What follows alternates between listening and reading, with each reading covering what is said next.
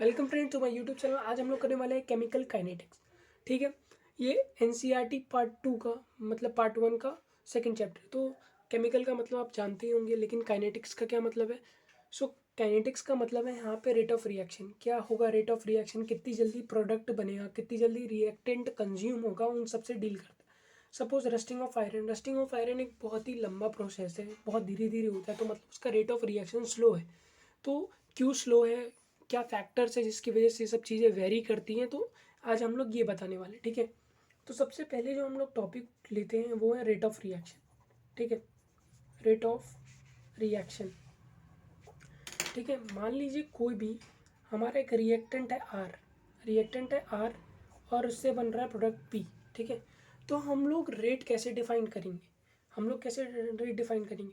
तो according to rate हम लोग यूजिंग दिस चैप्टर हम लोग ऐसे डिफाइन करें, rate is equal to d r मतलब बटे डी टी। मतलब कितनी जल्दी ये जो कंसंट्रेशन ऑफ आर है वो कंज्यूम हो गया, उससे हम लोग रेट का पता लगा लेते हैं। यहाँ पे ये हम लोग in the terms of concentration लिखते हैं। ठीक है, माइनस साइन क्यों, क्योंकि ये जो है ये एक्चुअली क्या है, ये है rate of disappearance of reactant.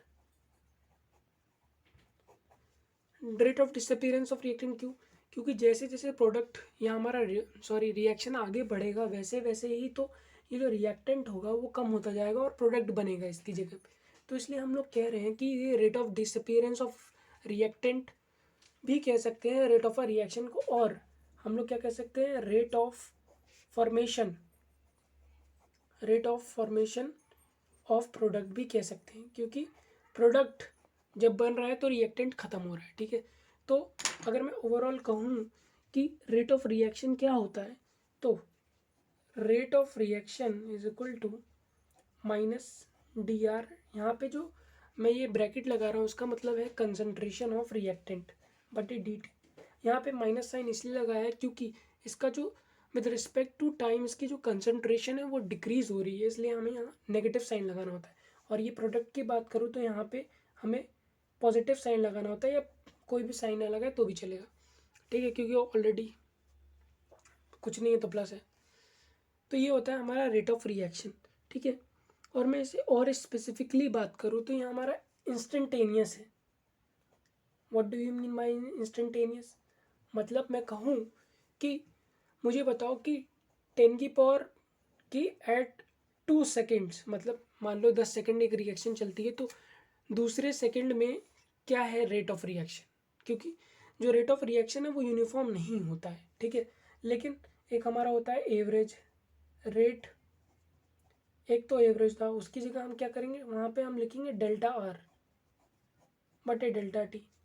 मतलब change in React concentration of reactant divided by change in the time taken. ठीक है, तो वो होता है rate average. But this formula is for instantaneous. Instantaneous मतलब एक एनी पर्टिकुलर टाइम पे। ठीक है,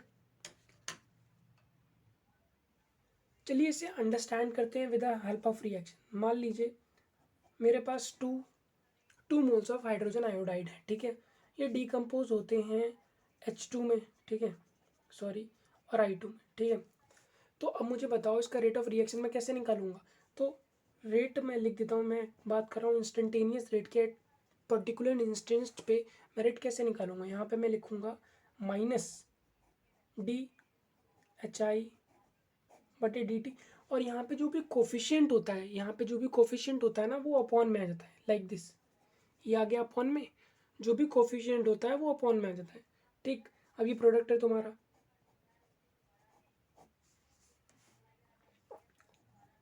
यहाँ पे पॉजिटिव, यहाँ पे 1 था तो कोफिशिएंट में 1 लिखे ना लिखे कोई फ़र्क नहीं पड़ता।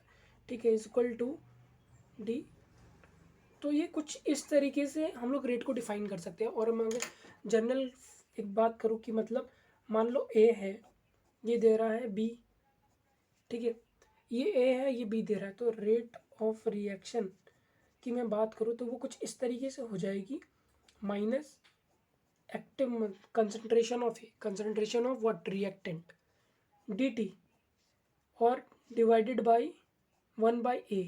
इसका जो भी स्टोइचोमेट्रिक कोफिशिएंट होता है वो यहाँ पे हमें लिखना होता है, मतलब अपॉन में करके, ठीक। और यहाँ पे भी वही होगा 1/b into change in concentration with respect to time of product, ठीक। तो ये इंपॉर्टेंट है कि आपको स्टोइचोमेट्रिक कोफिशिएंट को अपॉन में लिखना होता है जब भी आपको रेट को डिफाइन कर रहे होते हैं इस तरीके से। अब मैं बात करता हूँ रेट लॉ की। ये इंपॉर्टेंट है टॉपिक कि रेट लॉ होता क्या है, ठीक है। रेट लॉ क्या होता है मैं बताता हूँ। कोई भी एक रिएक्शन है, ये वाली रिएक्शन मान लेते हैं हम लोग, ठीक है। यहाँ से सी बन रहा है और ये डी, ये कैपिटल, ठीक है। तो रेट जो होता है हमारा डायरेक्टली प्रोपोर्शनल होता है ए बाई एक्स और बी बाई वाई की, ठीक है। तो ये हमारा कंसंट्रेशन, यहाँ पे एक्स और वाई क्या है आप जानना चाहते हैं, ठीक है। तो मैं बता रहा हूँ ये हमारे स्टोइचोमेट्रिक कोफिशिएंट है। ये हो सकता है कि इसके इक्वल हों, हो सकता है ए इज इक्वल टू एक्स हो, मतलब स्टोइचोमेट्रिक कोफिशिएंट हो सकता है लग जाए, या ये भी हो सकता है कि नहीं लगे। सो ये एक एक्सपेरिमेंटली डिटरमाइंड वैल्यू है। जो भी कोफिशिएंट यहाँ पे जो पावर्स लगती हैं वो एक कैसी वैल्यू है, वो एक एक्सपेरिमेंटली डिटरमाइंड वैल्यू है, ठीक है। तो इसी को हम लोग कहते हैं रेट लॉ। इसके और भी नाम है, इसे कहते हैं रेट लॉ या रेट एक्सप्रेशन भी कहते हैं हम लोग इसे। This is also called as rate law as well as rate expression. So rate is directly proportional to the concentration of this reactant A into reactant of B such that यहाँ पे इसकी power x है, Y है, और ये the power stoichiometric coefficient may और may not be equal to x and Y, ठीक है। तो ये है। अब यहाँ पे अगर मैं कंस्टेंट लगा दूँ तो ये कुछ इस तरीके से लॉ आ जाएगा मेरा। और यहाँ पे के क्या है, ये हमारा एक प्रोपोर्शनैलिटी, जैसे हम लोग हमेशा लगाते, कुछ भी चीज़ प्रोपोर्शनल में होती तो प्रोपोर्शनैलिटी लगाते ही हैं, प्रोपोर्शनैलिटी लग गई। और ये जो प्रोपोर्शनैलिटी है, सॉरी मैं बोल नहीं पा रहा, प्रोनाउंस नहीं कर पा रहा हूँ, ये के है, इसे हम लोग कहते हैं रेट कंस्टेंट, ठीक है। अभी मैं बताऊंगा रेट कंस्टेंट क्या दिक्कत है। इसे क्या कहते हैं, रेट कंस्टेंट, के को कहते हैं हम लोग रेट कंस्टेंट, ठीक है। इसे कहते हैं रेट कंस्टेंट, ठीक। अब मैं बताता हूँ, इसमें आपने सुना होगा कि ऑर्डर ऑफ ए रिएक्शन,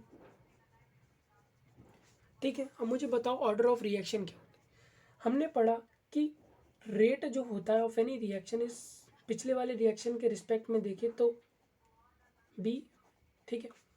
तो ऑर्डर क्या होता है, ऑर्डर जो होता है sum of this stoichiometric, sum of the power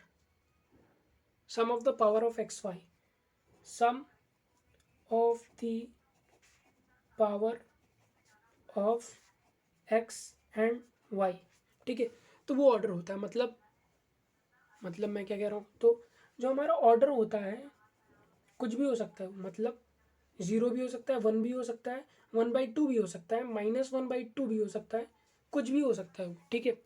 order of reaction can be anything, order of reaction can be anything. मान लेते हैं कि हमें एक रिएक्शन दे रखा है, ठीक है। मान लेते हैं कोई भी एक एग्जांपल ले लेते हैं। यहाँ पे स्टोइचोमेट्रिक कोफिशिएंट है 1/2 और बी जो है वो है 5/2। तो मैं कहता हूँ कि ऑर्डर बताओ मुझे, तो ऑर्डर जो हो गया है 1/2 प्लस सम करना है ना, जो भी इनके पावर्स है उनका क्या करना है, सम करना है।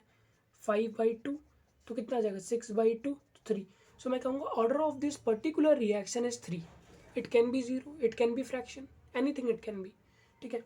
अब हम लोग बात करते हैं रिएक्शंस की। अगर मैं on the basis of chemical kinetics की बात करूँ तो हमारा जो रिएक्शन होता है ना, एक होता है एलिमेंट्री रिएक्शन।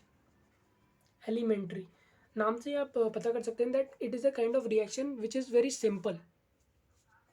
तो इसमें सिर्फ वन स्टेप होता है, ये वन स्टेप रिएक्शन होती है, इसमें कोई मैकेनिज्म नहीं होती। और हमारा होता है कॉम्प्लेक्स रिएक्शन।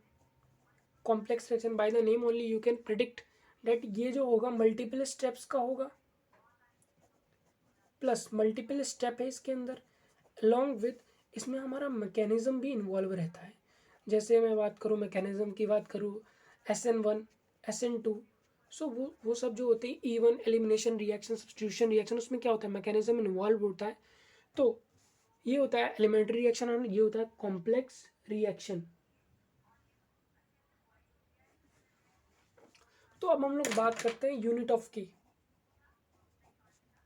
यूनिट ऑफ के क्या है हमारा प्रोपोर्शनैलिटी कांस्टेंट है, इसे क्या कहते हैं, rate constant. This is called as rate constant, this is called as rate constant. तो कैसे करना है, तो रेट इज इक्वल टू के, ठीक है। रेट क्या होगा, ठीक है, रेट क्या होगा, मान लेते ए है, ये एक्स है और बी वाई है, ठीक। तो रेट का क्या, रेट जो होगा हमारा क्या होगा, मोल लीटर इनवर्स और टाइम ही तो होगा, और के मतलब मतलब ये है मेरा कि जो के है वो बहुत ज़्यादा डिपेंड करता है कि क्या है तुम्हारे ऑर्डर ऑफ रिएक्शन। मतलब k is not a constant term, k change होगा, जैसे तुम्हारी कंसंट्रेशन चेंज होगी वैसे चेंज होगा। चलो एग्जांपल लेता हूँ मैं, एग्जांपल लिया मैंने कहा फॉर ज़ीरो ऑर्डर निकालो, ज़ीरो ऑर्डर। तो जो हमारा रेट होगा, रेट क्या होगा, रेट हो जाएगा इक्वल टू के, और अगर मान लेते हैं ए की पावर ज़ीरो, क्योंकि ज़ीरो ऑर्डर है तो मतलब सम भी ज़ीरो होगा, तो ये कुछ इस तरीके से होगा। मतलब जो रेट की यूनिट होगी ना, वही रेट कांस्टेंट की यूनिट होगी। रेट की क्या यूनिट है, तो फॉर ज़ीरो ऑर्डर रिएक्शन हो जाएगा मोल लीटर इनवर्स और second inverse. This is for zero order. Similarly हम निकाल सकते हैं फर्स्ट ऑर्डर रिएक्शन के लिए। फर्स्ट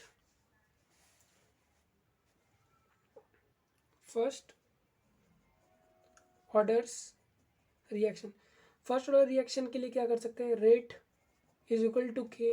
मान लेते हैं एक ही एलिमेंट है हमारे पास, उस पर लगी हुई है पावर वन, ठीक। तो यहाँ पे मोल लीटर इनवर्स, क्योंकि हम लोग molarity, in terms of molarity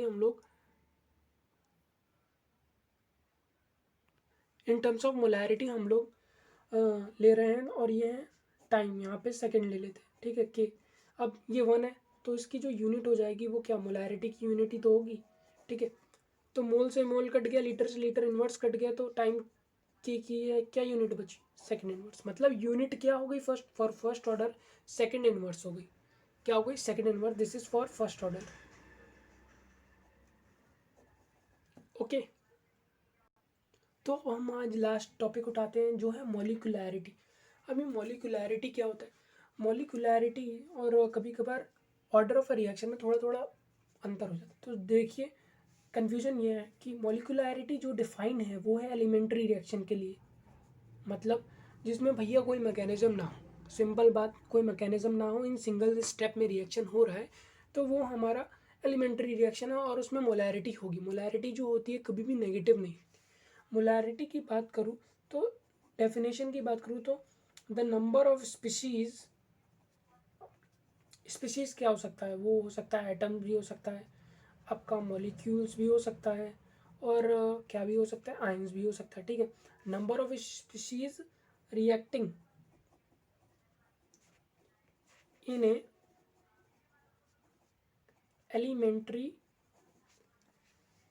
elementary reaction, ये होता है मोलिकुलैरिटी। जो मोलिकुलैरिटी होता है वो क्या हो सकता है, कांट बी नेगेटिव, पर जो ऑर्डर ऑफ रिएक्शन मैंने बताया कि वो फ्रैक्शन भी हो सकता है, नेगेटिव भी हो सकता है, पर ये नेगेटिव भी नहीं हो सकता, फ्रैक्शन भी नहीं हो सकता। चलो एक एग्जांपल ले लेते हैं कैसे डिफाइन करते हैं। मान लो डिकम्पोजिशन ऑफ हाइड्रोजन आयोडाइड लेते हैं, तो ये देता है I2, और क्या देता है, H2 देगा, ठीक है, गैसियस फॉर्म। अब देखो इसमें कितने स्पीसीज रिएक्ट कर रहे हैं, 2 मोल हैं, मतलब ये HI के 2 मोल आपस में रिएक्ट कर रहे हैं कुछ इस तरीके से, ठीक है। तो नंबर ऑफ रिएक्टिंग स्पीसीज कितनी हुई, 1 2 2, कितनी हो गई, 2। तो 2 है, तो यहाँ पे मोलिकुलैरिटी क्या हो जाएगी, मोलिकुलैरिटी 2 हो जाएगी, लेकिन order of reaction is not equals 2, ठीक है। सो ये था मोलिकुलैरिटी, ठीक है। नेक्स्ट वीडियो में हम लोग बात करेंगे इंटीग्रेटेड रेट इक्वेशन की, ठीक है, जो कि एक एक्सपेरिमेंटली डिटरमाइंड चीज़ है। और इसके जो हम लोग ज़ीरो ऑर्डर डेरिवेशन देखेंगे, ज़ीरो फर्स्ट ऑर्डर के डेरिवेशंस भी देखेंगे। ठीक है, कैसे फॉर्मूला को डराइव करना है, क्योंकि वो भी बोर्ड में आने वाला है इन 2021। ठीक है, तो अगर वीडियो पसंद आई हो तो लाइक शेयर सब्सक्राइब ज़रूर कर दीजिएगा। Thank you.